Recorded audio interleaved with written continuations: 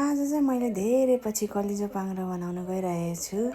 Video चाहिँ लास्टसम्म हेर्नुहोला सहाय साथीहरू। मैले चाहिँ यहाँ कराई बसालेर तेल पनि राखेँ। त्यसपछि चाहिँ जिरा फुराएँ। जिरा फुराएपछि मैले चाहिँ सुकेको खुर्सानी पनि फुराएँ।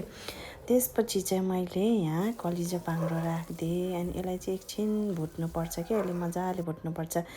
मेरो छोरी त उठिसकेछ कि साथीहरू, एकछिन हलाउनु पऱ्यो कि। अनि त्यसपछि फेरि नानीलाई सुताएर फेरि चलाएँ। यत्तिको रातो हुँदाखेरि चाहिँ मैले प्याज राखेँ। प्याज राखेर चाहिँ फेरि एकछिन भुट्नुपर्छ साथीहरू। मलाई त कस्तो चकडा जस्तो भएर कि अनि मैले ड्राई नट्सहरू खाएँ, अलिकति एउटा दुइटा खाएँ। त्यसपछि फेरि चलाएर यहाँ यत्तिको रातो भएछ अनि मरमसलाहरू मजाले हालेर चलाएर अनि टमाटर पनि राखिदिएँ। अनि मैले चाहिँ यहाँ कुकरमा बोडी सिटी लगाएको थियो अनि यत्तिको मजाले पाकेछ। यो बोडीलाई त म अब झन्झन गर्छु भन्दा यहाँ पाकि पनि सक्यो। मैले चाहिँ अनि खाना नि खाएँ। साह्रै मिठो भयो।